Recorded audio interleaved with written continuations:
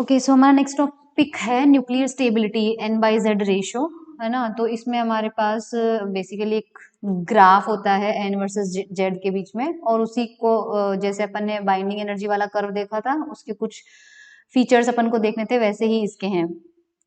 तो होता क्या है, हमें स्टेबिलिटी का देखना है। करेक्ट, स्टेबल कौन सा न्यूक्लियाई होगा?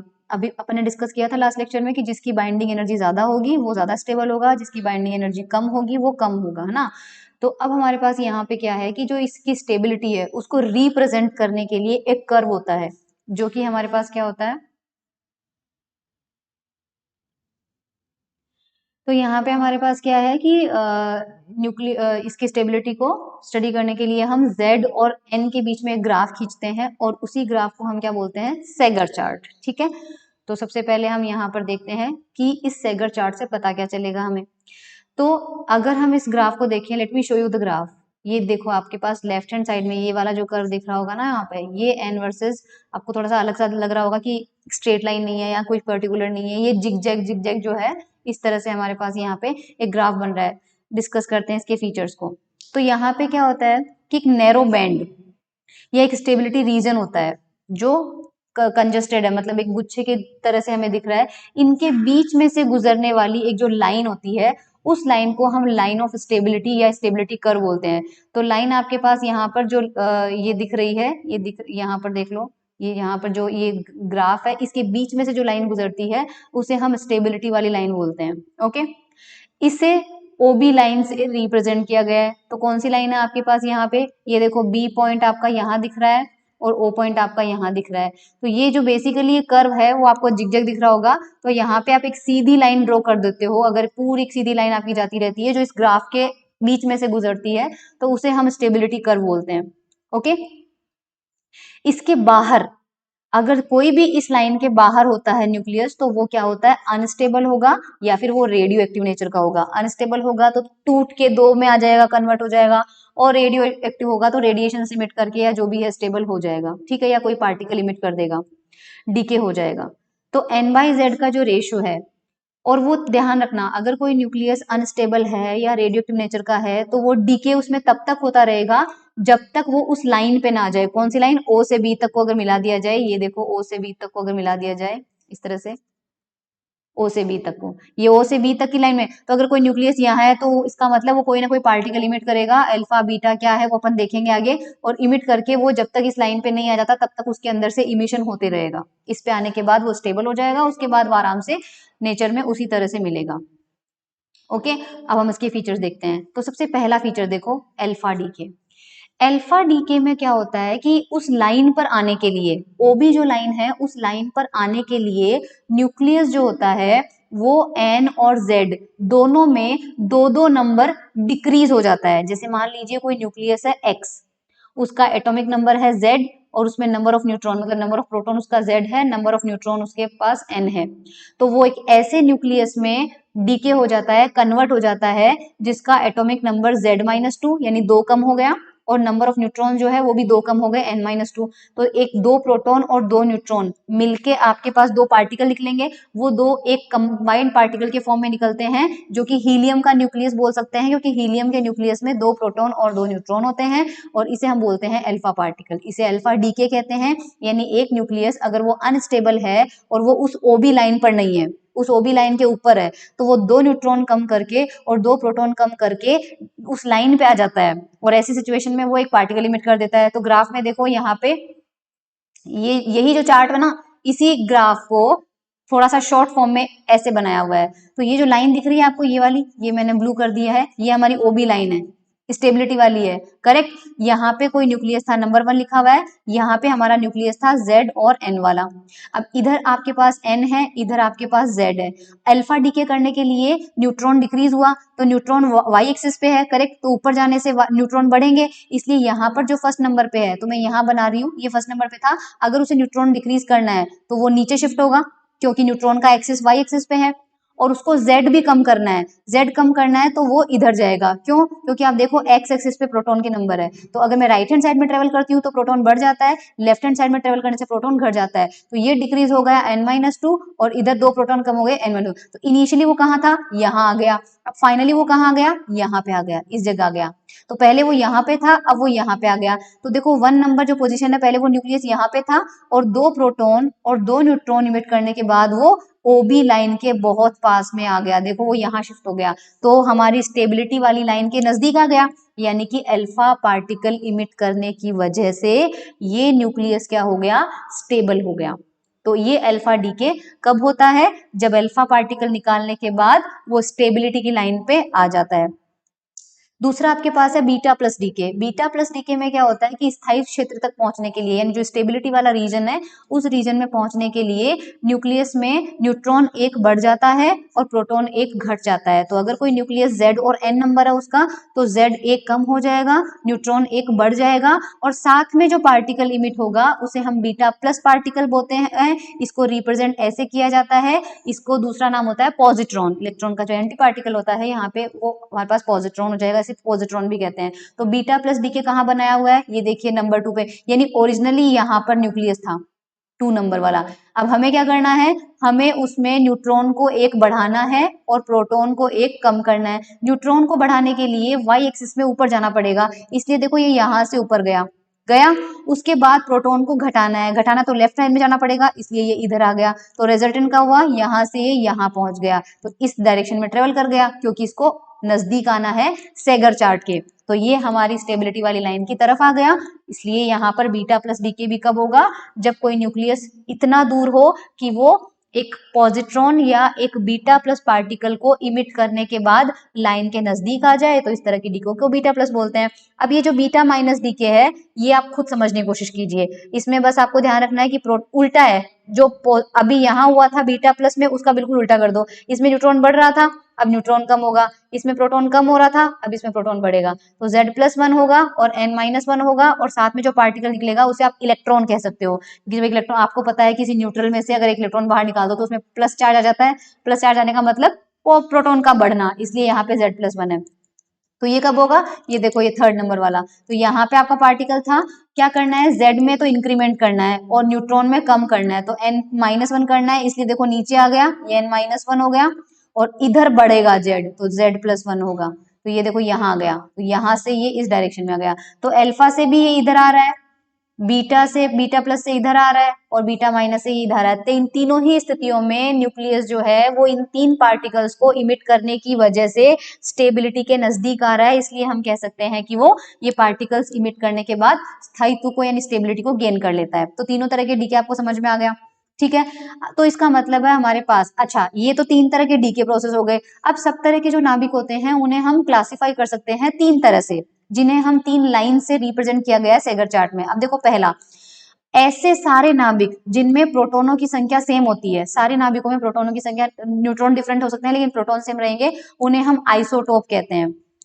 तो ये जो है ग्राफ में कौन सी लाइन पे होंगे, ग्राफ ए में होंगे। ए वाला ग्राफ देखो कहां पर बनाया हुआ है, ये मैं कलर चेंज करके आपको इसमें बताती हूँ, ऑरेंज कलर से या रेड कलर से, देखो ये रहा ए, ये वर्टिकल लाइन मैंने बनाई है ना, ये रही, ये पूरी लाइन देख लो, इन सब के लिए Z सेम है। Z क्यों सेम है, क्योंकि देखो 60 नंबर है Z, तो इस पूरे रेड पे आप यहाँ पर कोई न्यूक्लियस रखा होगा तो भी Z सेम 60 होगा, यहाँ पर कोई होगा तो भी Z 60 होगा, यहाँ पर कोई होगा तो भी Z, तो सबके लिए, और सबके लिए न्यूट्रॉन अलग है, क्योंकि यहाँ देखो यहाँ पे होगा तो 110 है, यहाँ पे होगा तो 90 है, यहाँ पे होगा तो 60 70 के 65 होगा, न्यूट्रॉन चेंज हो रहा है, लेकिन इस पूरी लाइन यानी कर्व ए जो है उस पे कोई भी पॉइंट आप देख लीजिए, सबके लिए जो न्यूक्लियस होंगे उनके जो नंबर ऑफ प्रोटॉन्स है वो सेम रहेंगे। तो ऐसे न्यूक्लियाई जिनके नंबर ऑफ प्रोटॉन सेम होते हैं उन्हें हम समस्थानिक या फिर आइसोटोप कहते हैं, ये ए पर स्थित है। सेकंड, अगर उल्टा कर दो, प्रोटॉन डिफरेंट हो सकते हैं लेकिन न्यूट्रॉन सेम है, तो न्यूट्रॉनों की संख्या जो सेम होती है उन्हें हम आइसोटोन्स बोलते हैं, और ये ग्राफ में हॉरिजॉन्टल लाइन बी पर होंगे, तो ये रही बी लाइन, आप देख सकते हो मैंने किसके करस्पॉन्डिंग ड्रॉ किया, मान लीजिए 60 के करस्पॉन्डिंग ड्रॉ किया है, तो 60 के लिए इसमें आपके पास न्यूट्रॉन सारे सेम होंगे। तीसरा, वे नाभिक जिनका द्रव्यमान संख्या ए सेम होता है, यानी कि N+Z सेम होना चाहिए, इन्हें आइसोबार कहते हैं, यानी जिनका मास नंबर सेम होगा वो आइसोबार होगा, और ये आपके पास सी पे होगा, ये देखो सी यहाँ रहा, सी वाली लाइन ये है, तो इस पूरी लाइन पे जो है N+Z सेम होगा। कैसे, यहाँ पर देखिए ये 70 है, बता देती हूँ एक वाला करके, जस्ट अ मिनट। इस पूरी लाइन पे आपके पास N+Z की वैल्यू सेम कैसे आएगी,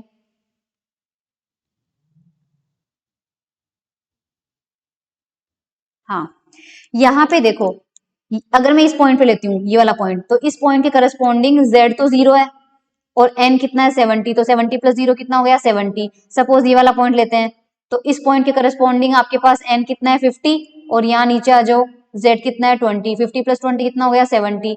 यहाँ पे है 30 वाली जो लाइन आगे जाके कट कर रही है यहाँ पे और नीचे जाके मिल रही है 40, 30 प्लस 40 70। तो कोई सा भी इस लाइन पे आप पॉइंट देख लीजिए, सब पॉइंट का जो टोटल है n और z का टोटल वो 70 आ रहा है, तो सबका मास नंबर सेम है, तो ये आइसोबार हो गए। ठीक है, उसके अलावा हमें ये भी लगता है कि सेगर चार्ट से पता चलता है कि जो लाइट एलिमेंट्स है उनके लिए तो n और z का जो रेशो होता है वो 1 के बराबर होता है, लेकिन जैसे जैसे हम मीडियम या हैवी रेंज में जाते हैं तब हमें n/z की वैल्यू 1.6 तक अप्रोच की भी मिलती है। इस लाइन का मतलब क्या है, तो वापस इस ग्राफ में आ जाओ।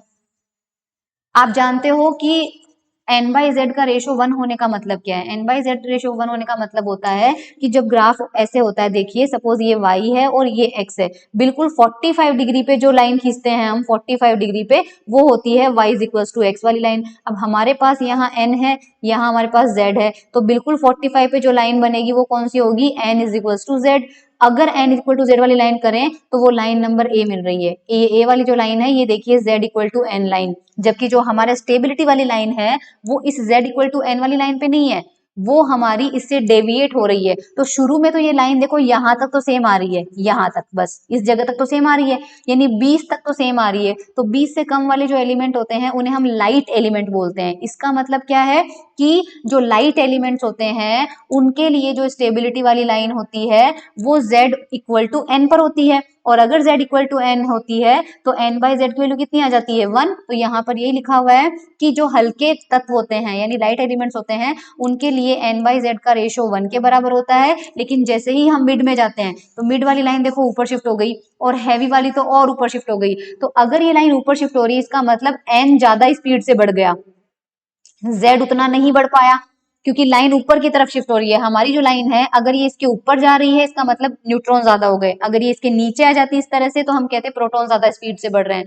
तो न्यूट्रॉन की संख्या प्रोटॉन की संख्या से ज्यादा हो गई है किसमें, स्टेबिलिटी वाले कर्व में। और इसका कारण मैंने प्रीवियस लेक्चर में बता दिया था कि न्यूट्रॉन का जो नंबर होता है उनको बढ़ने की वजह से कूलम रिपल्शन पे कोई फर्क नहीं पड़ता है, लेकिन अगर प्रोटॉन ज्यादा बढ़ा दिए तो उनका जो कूलम रिपल्शन होता है वो उसकी बाइंडिंग एनर्जी को घटा देता है, जिसकी वजह से स्टेबिलिटी डिक्रीज हो जाती है। इसलिए जो स्टेबिलिटी वाली लाइन होती है वो मीडियम और हैवी न्यूक्लियाई के लिए जो z इक्वल टू n वाली लाइन होती है उसके थोड़ा सा ऊपर शिफ्ट होती है, पर ये मैक्सिमम रेशो 1.6 तक होता है। ठीक है, कारण आपको बता ही दिया यहाँ पे, ये देखिए कूलम रिपल्शन वाला फोर्स है।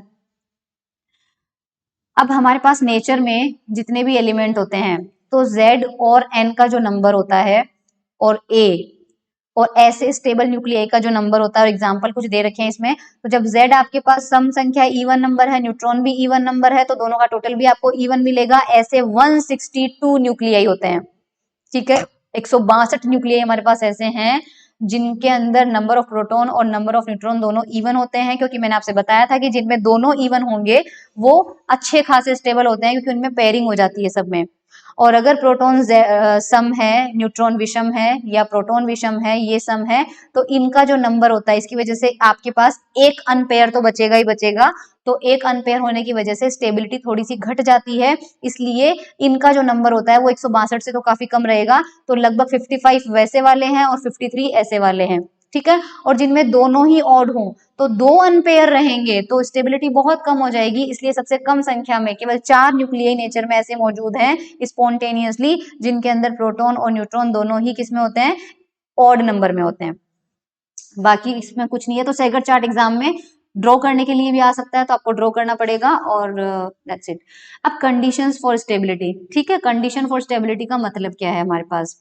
तो सबसे पहले हम यहाँ पे जो हमने सेमी एम्पिरिकल मास फॉर्मूला देखा था, बेथे-विजेगर फॉर्मूला, उससे m का फॉर्मूला निकाला था। m का फॉर्मूला ये था, ये हमने डिराइव कर रखा है। ठीक है, इक्वेशन 1 जो हमने डिराइव कर रखी है।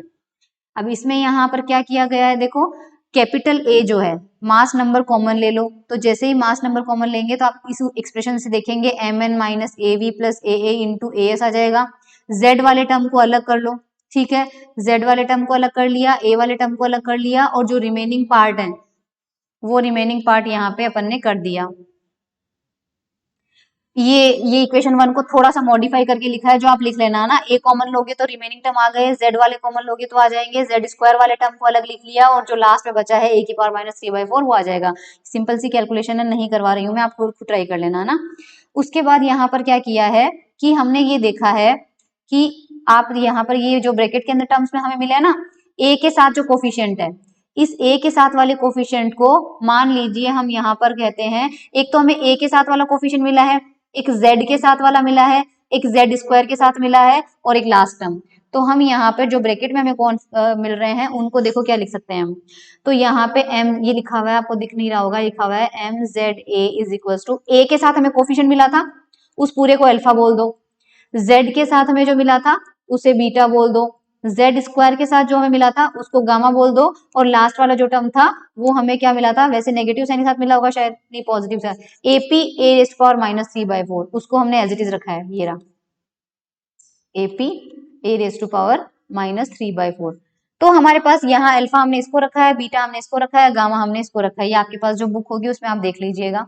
ठीक है, अब ये हमारे पास m में क्वाड्रेटिक इक्वेशन आ गई है। हमें क्या निकालना है, सबसे ज्यादा जो स्टेबल न्यूक्लियाई है वो हमें निकालना है। तो सबसे पहले हम क्या करेंगे यहाँ पे कि हमें सबसे ज्यादा स्टेबल वाला चाहिए, करेक्ट। तो हम ये देखेंगे, मैंने आज वन नोट नहीं खोला, मुझे वन नोट खोलना पड़ेगा, जस्ट अ मिनट, तभी डेरिवेशन कर पाएंगे अपन।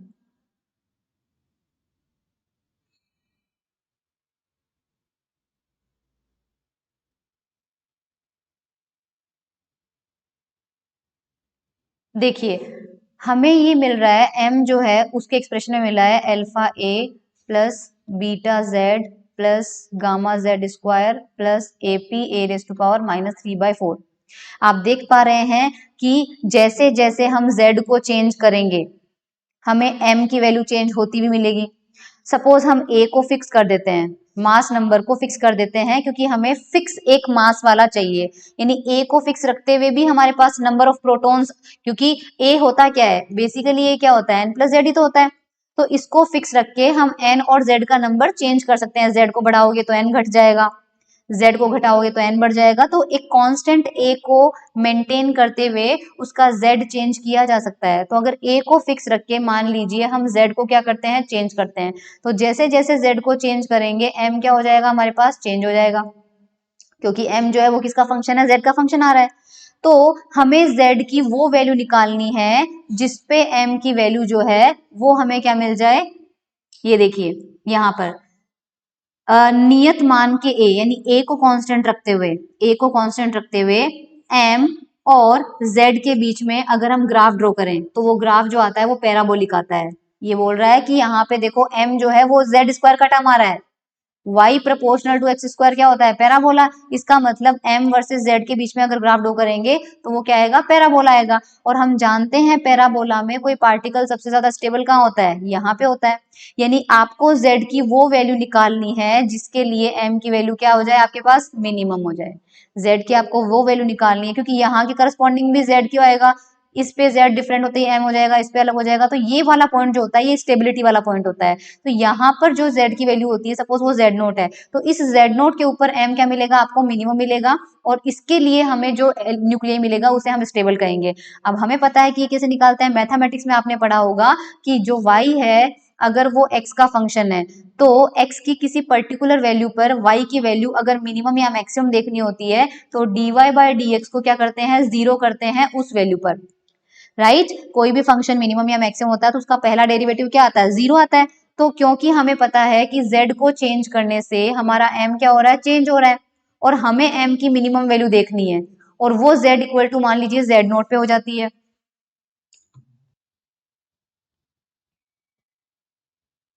तो हमें क्या करना है, इसका मतलब हमें del m upon del z को जीरो करना है, और वो मान लीजिए z नोट वैल्यू पे होता है। तो ये z नोट के करस्पॉन्डिंग हमें सबसे ज्यादा स्टेबल न्यूक्लियस मिल जाएगा, यही यहाँ पे कर रखा है। तो ये देखिए del m upon del z को जीरो करना है, a को नियत रखते हुए, कांस्टेंट करते हुए। तो सबसे पहले हम यहाँ पर ये चीज करते हैं। अब देखो हमने प्रीवियस केस में देख लिया था कि अगर जो a होता है, क्योंकि हमने यहाँ पर a को क्या करना पड़ेगा, हमें कांस्टेंट करना पड़ेगा, ए को अगर आप कांस्टेंट भी करते हो तो हमें पता है कि ए की दो वैल्यूज पॉसिबल है, या तो ए ऑड हो सकता है या इवन हो सकता है।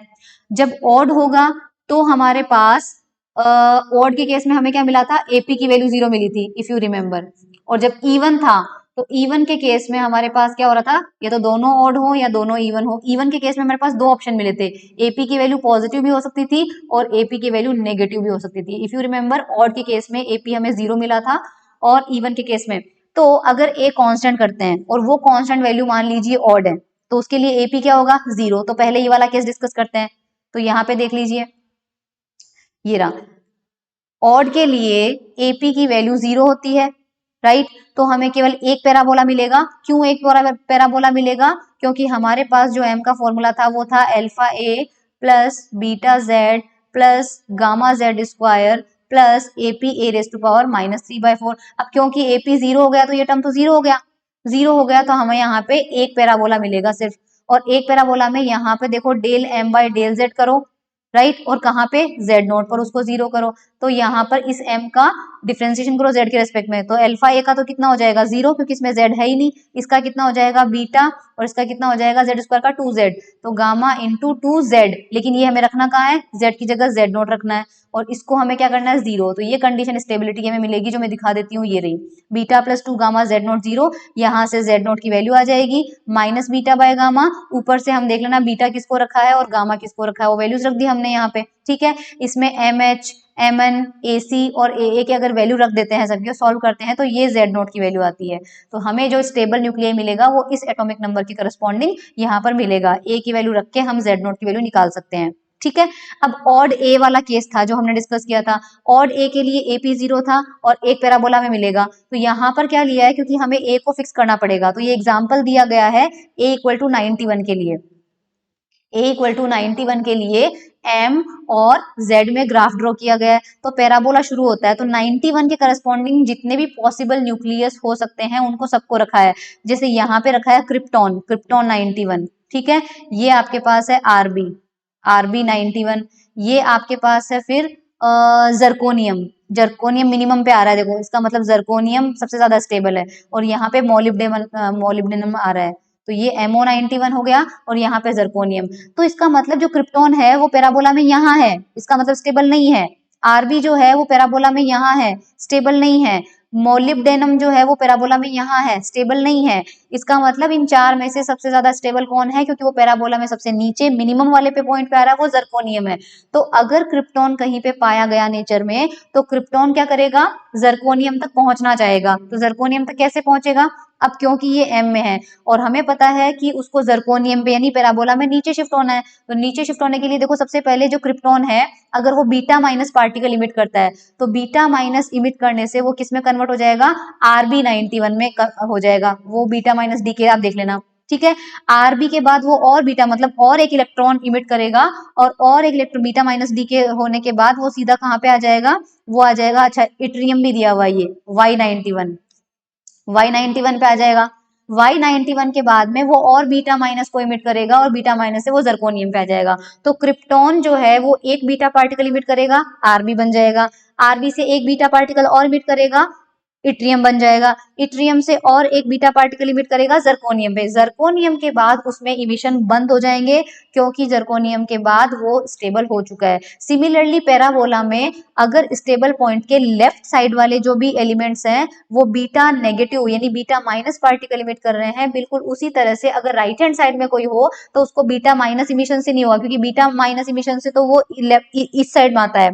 तो अगर मोलिब्डेनम हुआ, अगर उसको स्टेबल होना है, जर्कोनियम पे आना है, तो उसको कौन सा पार्टिकल इमिट करना पड़ेगा, इसको बीटा प्लस। बीटा प्लस से ये लेफ्ट साइड में शिफ्ट होगा, और ये सब राइट साइड में शिफ्ट हो रहे थे। तो राइट साइड में शिफ्ट होने के लिए बीटा माइनस इमिट कर रहा था, लेफ्ट साइड में शिफ्ट होने के लिए बीटा प्लस इमिट करेगा। क्यों, क्योंकि बीटा माइनस में आपको थोड़ा सा दिखाती हूँ ऊपर, ये लेफ्ट साइड कैसे पता चला, तो देखो एक बार बीटा माइनस में क्या हो रहा था, ये देखो बीटा माइनस में आपके पास क्या हो रहा था, हाँ Z+1 हो रहा था। बीटा माइनस डीके करने से ये देखो यहाँ पे बीटा माइनस से Z इंक्रीज हो रहा था। Z इंक्रीज करने के लिए पैराबोला में किधर शिफ्ट होना पड़ेगा, अब आप यहाँ पे देखिए बीटा माइनस पार्टिकल से Z जो है उसमें इंक्रीमेंट आता है, और Z आपके पास क्या है, Y एक्सिस पे है या X पे है, तो Z आपके पास, क्योंकि ये देखो Z इधर है, तो आपको यहाँ पे पहुंचना है और आप यहाँ पे हो। अगर आप यहाँ पे हो और आपको यहाँ आना है तो जाहिर सी बात आपको राइट साइड में ट्रेवल करना पड़ेगा, और राइट साइड में जाने के लिए z+1, तो एक बीटा माइनस करोगे तो आप थोड़ा सा आगे शिफ्ट हो गए, और बीटा माइनस इमिट करोगे तो आप थोड़ा सा और आगे शिफ्ट हो गए, और बीटा माइनस इमिट करोगे तो आप y पे आ गए, फिर जरकोनियम पे। लेकिन अगर MO पे आपने कर लिया और z बढ़ा दिया, यानी MO से अगर आपने बीटा माइनस इमिट करवा दिया तो ये राइट साइड में शिफ्ट हो जाएगा, जबकि जरकोनियम इसके लेफ्ट साइड में है, तो पीछे जाने के लिए बीटा प्लस इमिट करना पड़ेगा, इसलिए बीटा प्लस इमिशन होगा। ठीक है, इसके बाद में हम यहाँ पर क्या करते हैं कि अब हमें पता चल गया कि Z is equal to Z0 पर हमें स्टेबल न्यूक्लियस मिल रहा है। ठीक है, तो हम क्या करेंगे, जो बीटा का मान हमने निकाला है, हमने देखा था कि Z0 की वैल्यू कितनी आई है, माइनस बीटा अपॉन 2 गामा। यहाँ से बीटा की वैल्यू निकाल लो, बीटा की वैल्यू आ जाएगी माइनस 2 गामा Z0। ये बीटा की वैल्यू हमें किस में रखनी है, जो हमारा एक्सप्रेशन था ये m is equal to alpha a plus beta z plus gamma Z², यहाँ पे, और एपी तो जीरो है ही, एपी तो हमारा जीरो है ही, तो इसमें जहां पर हमें बीटा की वैल्यू मिली है उस बीटा की जगह हम क्या रखेंगे, 2 गामा इंटू Z0, और जहां पे Z रखा हुआ है Z को रिप्लेस करेंगे Z0 से, और बीटा को रिप्लेस करेंगे माइनस 2 गामा Z0 से। तो यही इक्वेशन जो है किस फॉर्म में आ जाएगी, इसमें आ जाएगी। तो ये m जो है वो Z इंटू ए नहीं लिखना है, अब Z0 पे आ गए, तो अल्फा ए आ गया। यहाँ पे देखो बीटा Z था, बीटा Z में बीटा की वैल्यू तो रख दी अपन ने 2 गामा Z0, और जो Z है उसकी जगह रख दिया Z0, और यहाँ पे गामा Z² की जगह आ जाएगा गामा Z0²। तो यहाँ पे 2 गामा और गामा में से माइनस हटा के हमें ये मिल जाएगा, तो ये हमें mZ0 मिल जाएगा। इसका मतलब हमारे पास जो ऑड ए वाले न्यूक्लियस है ये स्टेबल के लिए हो गया, ये इक्वेशन स्टेबल के लिए हो गई, और ये वाली जो इक्वेशन है वो अनस्टेबल के लिए है। तो स्टेबल और अनस्टेबल में डिफरेंस क्या आया, तो अनस्टेबल वाला और स्टेबल वाला माइनस कर दो, तो ये वाला एक्सप्रेशन जो था वो हमें अनस्टेबल का मिला था, और ये अभी अभी हमें स्टेबल का मिला है। दोनों को माइनस करेंगे तो ये डिफरेंस हमारे पास इसके बराबर है, और हमें पता है, तो इसको सॉल्व किया तो हमारे पास ये आ जाएगा, बाकी सारे टर्म्स कैंसिल हो जाएंगे, गामा Z माइनस Z0 का स्क्वायर बचेगा। और ये इस इक्वेशन से हम क्या कर सकते हैं, जितनी एनर्जी इमिट होगी, यानी जब ये स्टेबिलिटी की तरफ आएगा तो जो एनर्जी रिलीज होगी वो एनर्जी रिलीज हम यहाँ पर कैलकुलेट कर सकते हैं। तो हम ये जो Q वैल्यू है इसको हम पढ़ेंगे, किस में पढ़ेंगे, रेडियो एक्टिविटी में पढ़ेंगे। अभी के लिए देख लीजिए, तो बीटा डीके हुआ है, शायद बीटा माइनस डीके और बीटा प्लस डीके। तो पहले बीटा माइनस डीके में कैसे निकालेंगे, जो भी एनर्जी रिलीज होती है वो वैसे कैसी होती है, देखो पहले आपके पास मास था m, है ना, अब आपके पास बीटा माइनस डीके हुआ, बीटा माइनस से Z+1 हो गया, और A आपके पास एज इट इज रहा क्योंकि A कांस्टेंट था। तो पहले मास ये था, फाइनल मास ये था, तो दोनों का जो डिफरेंस होगा वो डिफरेंस ही तो एनर्जी के फॉर्म में निकलेगा। E is equal to mc² से इन दोनों का डिफरेंस ही तो एनर्जी के फॉर्म में निकलेगा, तो इन दोनों का डिफरेंस निकाल देते हैं। तो ये रहा देखो mza और ये mz+1 है। तो mza की जो वैल्यू है वो तो अपन ने यहाँ पे निकाल रखी है, यहाँ पर देख लीजिए फॉर्मूला हमारे पास ये रहा, फॉर्मूला हमारे पास m का फॉर्मूला ये है, m का फॉर्मूला ये है, मतलब चेंज इन में। तो यहाँ पे जब z है तब तो हमने फॉर्मूला एज इट इज रख लिया, गामा Z माइनस Z0 का स्क्वायर, और जब z की वैल्यू Z+1 हो गई तो इसी एक्सप्रेशन में जो z है उसकी जगह क्या रखना, आपको Z+1 रखना है बस। तो ये हमारे पास डिफरेंस आ गया, दोनों को सॉल्व करोगे ये मिल जाएगा। सिमिलरली अगर बीटा प्लस निकालोगे तो बीटा प्लस के लिए आपको क्या करना पड़ेगा, mza माइनस mz-1a। तो इसी इक्वेशन को सॉल्व करते हुए निकालोगे तो इक्वेशन नंबर 9 आपके पास आ जाएगा। ये तब था जब a की वैल्यू आपके पास क्या थी, ऑड थी। लेकिन अगर हम इवन नंबर लेते हैं तो हमें एक नहीं बल्कि 2 पैराबोला मिलेंगे। 2 पैराबोला क्यों मिलेंगे, रीजन मैं आपको बता दिया था कि m का फॉर्मूला था alpha a plus beta z plus gamma Z² plus AP(a⁻³ तो ऑड ए के लिए एपी वाला टर्म 0 हो रहा था, लेकिन अब इसकी वैल्यू आपके पास पॉजिटिव भी हो सकती है, नेगेटिव भी। जब इसकी वैल्यू पॉजिटिव रखोगे तब इस इक्वेशन से एक पैराबोला मिलेगा, और जब इसी की वैल्यू नेगेटिव रखोगे तब दूसरा वाला पैराबोला मिलेगा। तो दोनों पैराबोला को साथ में यहाँ पर प्लॉट किया गया है, ये देख लीजिए 2 पैराबोला दिख रहे होंगे आपको ऊपर और नीचे। अब इसमें पॉजिटिव और नेगेटिव वाले 2 पैराबोला हैं, और यही वही सेम करना है z और m के बीच में। तो यहाँ पर a की वैल्यू कांस्टेंट करते हैं, किसके लिए प्लॉट किया गया है ये, a इक्वल टू 104। ये जो दोनों पैराबोला हैं वो a इज इक्वल टू 104 के लिए प्लॉट किया गया है। तो यहाँ पर सबसे ज्यादा जो कांस्टेंट है, स्टेबल न्यूक्लियस है, वो देखते हैं कौन सा रखा गया है। हाँ, इसमें भी बीटा डीके है, तो बीटा प्लस या फिर आपके पास बीटा प्लस को एक्चुअली इलेक्ट्रॉन कैप्चर भी बोलते हैं, ध्यान रखना, बीटा प्लस को इलेक्ट्रॉन कैप्चर भी बोलते हैं, हम उसमें रेडियो एक्टिविटी वाले में पढ़ेंगे इसको डिटेल से। तो यहाँ पर क्या दिखा है, देखो ये जो न्यूक्लियस है 45 आर यू 104 है, ये तो 45 इसका जेड है, उसको अगर बीटा प्लस से देखो तो वो 44 में कन्वर्ट हो जाता है, और बीटा माइनस से वो 46 में कन्वर्ट हो जाता है। ठीक है, तो यहाँ पर भी सेम यही कर रखा है, दोनों ही पैराबोला में आपके पास क्या है, जो स्टेबल है, जैसा कि मैं देख पा रही हूँ यहाँ पे, ये था एमओ, सबसे पहले एमओ 104 लिया, पैराबोला में नीचे शिफ्ट होना है, उसको नीचे शिफ्ट होना होता है, तो देखो एमओ ने एक बीटा माइनस पार्टिकल निकाला, इसको मैं जूम करके बताऊं आपको, जूम कैसे होता है, एक मिनट, ये देखिए यहाँ पे,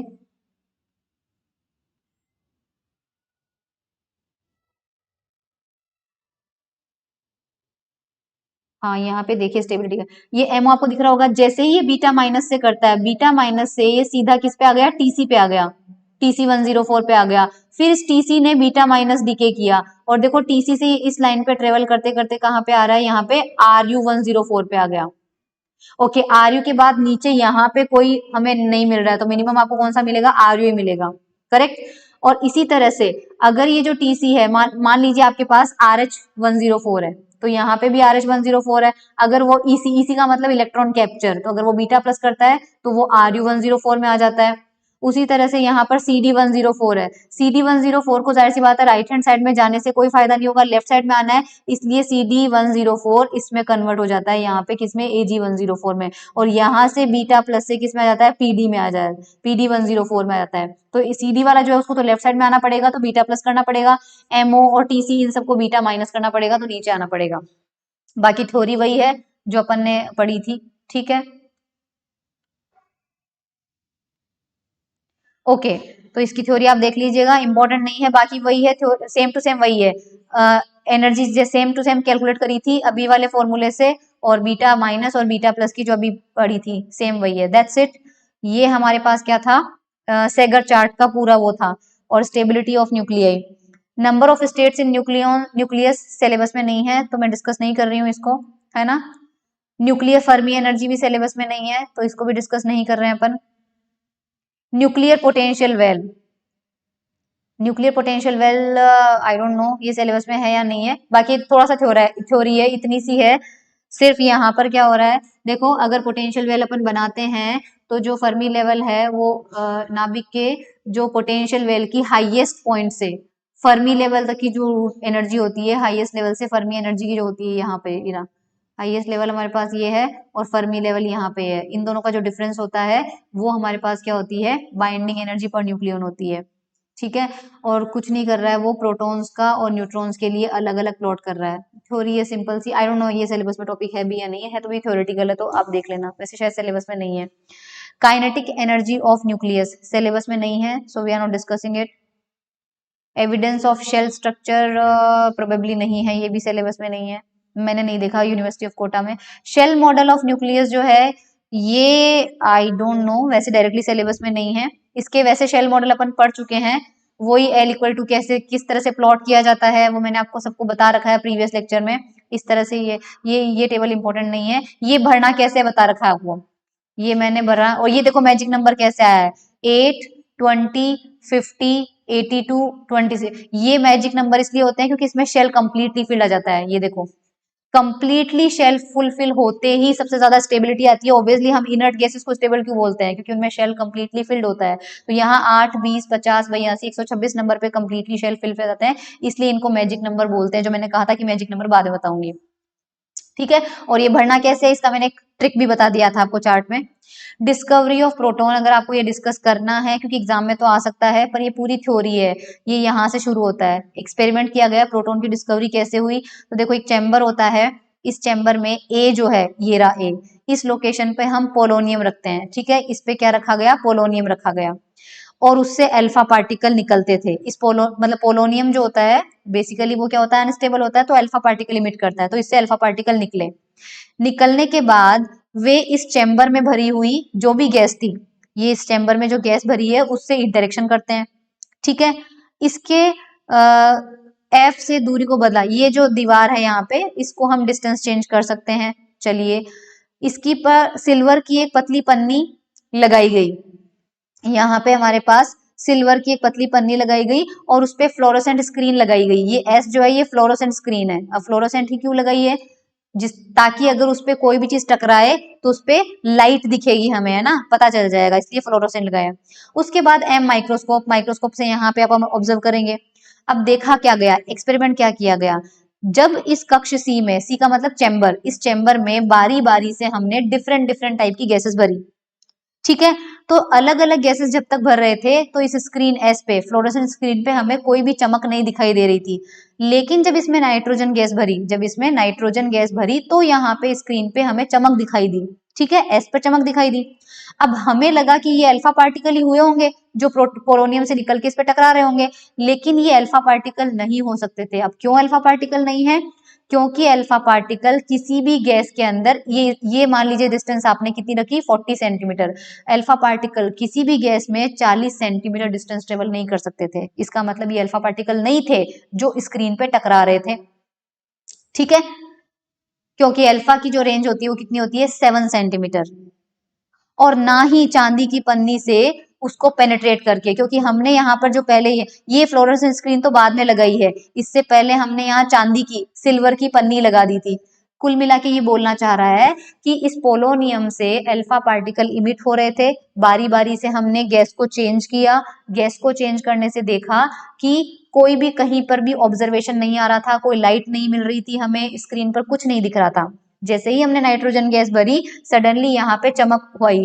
अब वो अल्फा पार्टिकल की वजह से तो नहीं हो रही, क्योंकि अल्फा पार्टिकल वैसे ही 7 सेंटीमीटर तक जाते हैं और चांदी की जो लेयर होती है उसको क्रॉस भी नहीं कर सकते, पेनेट्रेट भी नहीं कर सकते थे, तो उसको पेनेट्रेट करके कोई चीज एस तक पहुंची है, स्क्रीन तक पहुंचा है, और वहां पे वो फ्लोरोसेंट स्क्रीन के अंदर चमक दिखा रहा है, इसका मतलब ये कुछ और है।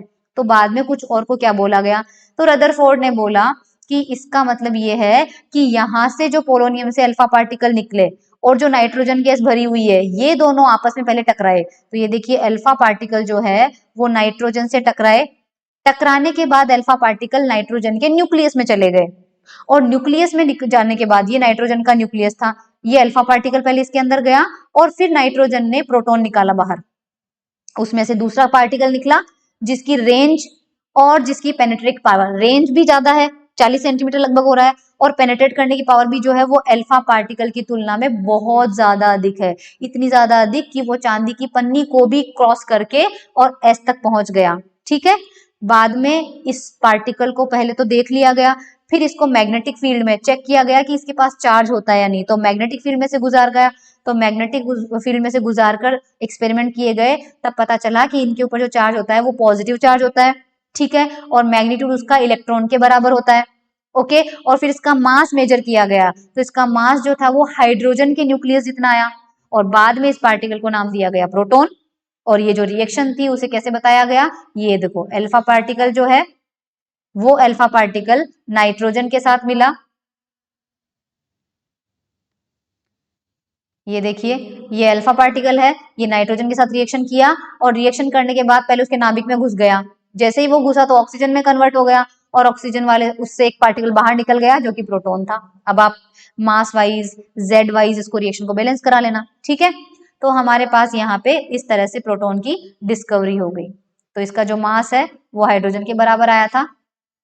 इसी तरह से डिस्कवरी ऑफ न्यूट्रॉन है, वैसे तो ये थ्योरेटिकल है तो इतना इंपॉर्टेंट नहीं, मतलब मुझे पढ़ाने की तो नीड नहीं लग रही है, क्योंकि एक्सपेरिमेंट है जो आप खुद ही समझ पाओगे।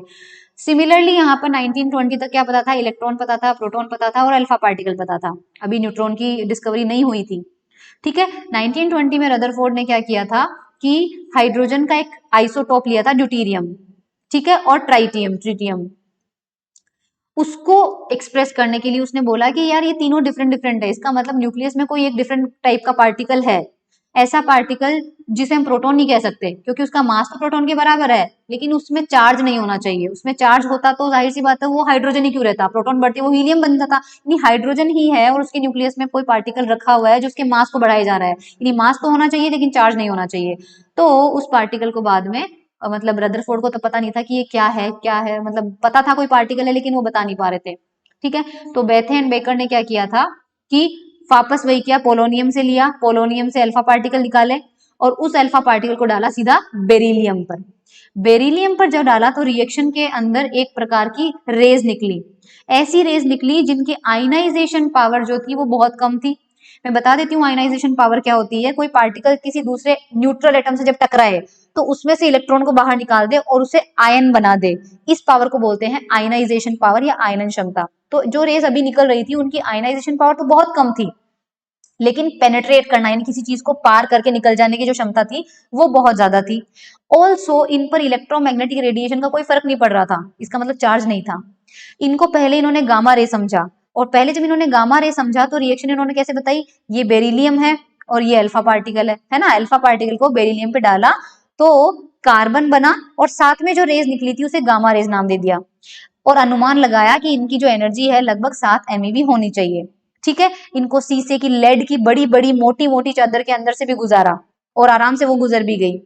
तो यहाँ पर जो ये एक्सपेरिमेंटल सेटअप था वो दिख रहा होगा, यहाँ पोलोनियम रखा हुआ था, उससे ये अल्फा पार्टिकल निकले, ये निकल गए। यहाँ पर बेरिलियम की रोड रखी हुई है, इससे टकराए और उसके बाद इसको क्या किया गया, पैराफिन मोम से गुजारा गया। यहाँ पे आयनाइजेशन गैस रखी हुई थी क्योंकि देखना था आयनाइजेशन कितना कर पा रहा है, और जो भी आपको सिग्नल मिल रहा है उसको एम्पलीफायर करके डिटेक्टर से देखा गया। तो अब क्योंकि गामा रेज नहीं कर सकते थे तो 1932, ये 1920 की बात चल रही थी, 1932 में क्या हुआ, मैडम क्यूरी उन्होंने वापस यही एक्सपेरिमेंट किया और देखा कि अगर ये जो रेज निकल रही है जिनको आप गामा रेज बोल रहे हो, जब इनको पैराफिन मोम पे डाला गया, पैराफिन मोम पे डाला गया तो मोम से 5.7 MeV तक के प्रोटॉन निकल गए, क्योंकि प्रोटॉन की डिस्कवरी तो हो चुकी थी, तो 5.7 MeV के प्रोटॉन निकल गए। अब शुरू में पहले इन्होंने क्या बोला कि जो गामा रेज निकल रही है उनकी खुद की एनर्जी 7 MeV है, लेकिन जब मैडम क्यूरी ने एक्सपेरिमेंट किया तो उन्होंने कहा कि खुद 7 MeV की रेज किसी दूसरे पार्टिकल में से 5.7 MeV के प्रोटॉन कतई नहीं निकाल सकती। इसका मतलब 5.7 MeV का पार्टिकल अगर किसी में से निकालना है तो खुद की एनर्जी कम से कम 55 MeV होनी चाहिए। ये देखो 5.7 MeV वाले प्रोटॉन निकालने के लिए खुद की एनर्जी 55 होनी चाहिए, जो कि गामा रेज में नहीं होती है।